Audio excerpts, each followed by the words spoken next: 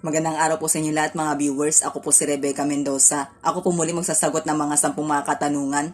Meron po ako ditong hinandang props. Itong props na ito ay naglalaman po ng mga 10 mga katanungan.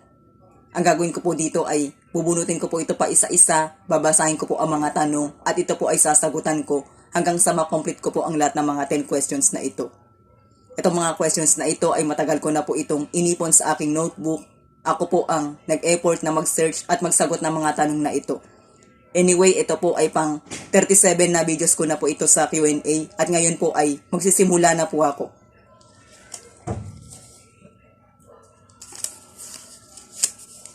Hanggang saan tayo dapat makiayon? Hanggat nasa tamang ating inaayunan. Dahil kapag dumodoon tayo sa tama, tayo ay mas napapabuti. At mas nagiging maayos ang ating integridad.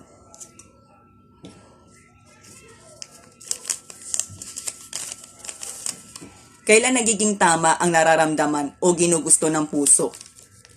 Kapag malinis ang ating hangarin at kapag umaangkop ang ating kakayahan sa ating ginugusto.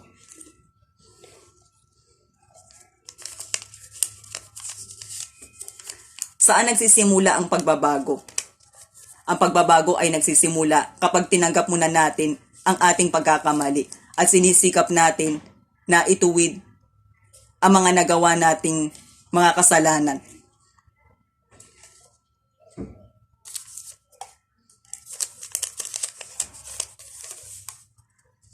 Lagi pa tayo dapat na tumahimik.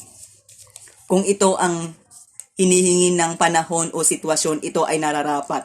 Pero kapag meron tayong nakikita na mali at alam natin ang solusyon, ay nararapat na tayo ay magsalita at gumawa.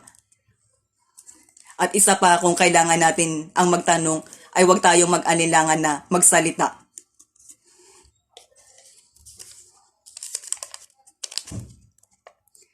Bakit mo pinoproblema ang isang problema?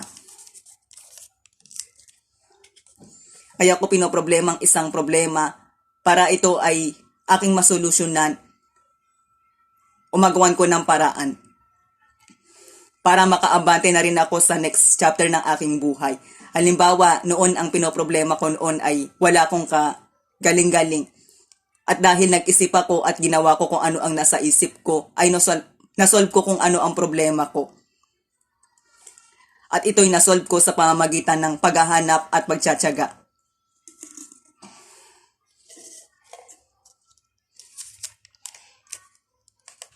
Saan mo ginagamit ang iyong lakas? Ginagamit ko ang aking lakas para sa pagtulong sa iba, lalo na sa mga tao na nangangailangan. At ginagamit ko rin ito para maiahon ko rin mabuti ang aking sarili, kasama ng aking pamilya. At higit sa lahat, ginagamit ko rin ito para maglaan ng sapat na oras na magpasalamat sa Diyos sa araw-araw.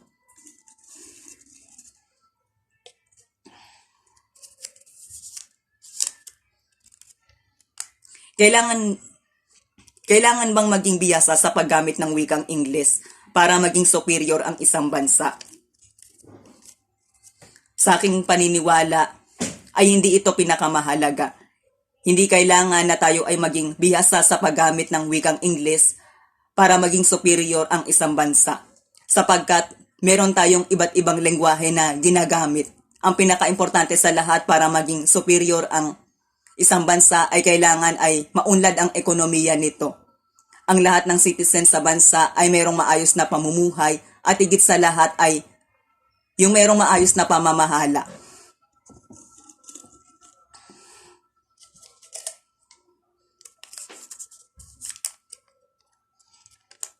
Paano mapapagaang ang isang problema? Una ay kailangan natin magdasal, humingi ng gabay sa Diyos, at humingi rin tayo ng tulong sa tao na ating pinagkakatiwalaan.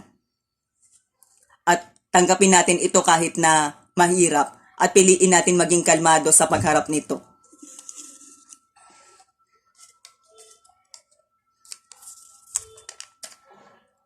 Kung mayaman ang mapapangasawa mo at ikaw naman ay may sapat lang sa pang-araw-araw, hindi ka na nga ba karapat-dapat sa kanya? Naniniwala ako na ang status ng relasyon ay wala sa financial status as long as na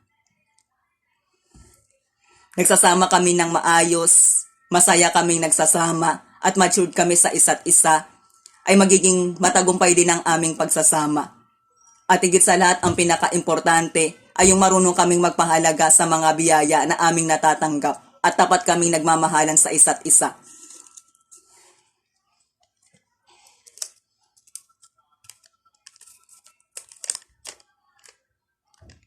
Kung isa-search ang pangalan mo sa Google, anong gusto mong ma-search sa'yo? Kung isa-search ang pangalan ko sa Google, ang gusto kong ma-search sa akin ay ang talambuhay ko. Sapagkat dito nakalahad ang buong kwento ng buhay ko, pati ang lahat ng mga natutunan ko sa buhay. Ito'y hindi para aking ipagyabang, kundi bagkus ay gusto ko na makapagbahagi ako ng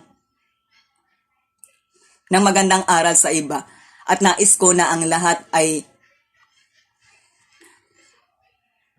mas piliin din magpakatatag sa buhay, at naniniwala ako na isa pa rin sa pinakamahalaga na ating ibabahagi ang ating sariling kwento sa iba. Basta't ang ating i-highlight ay kung anong ating natutunan sa buhay, sapagkat ito pa rin ang nakakapagpalakas at nakakapagpatibay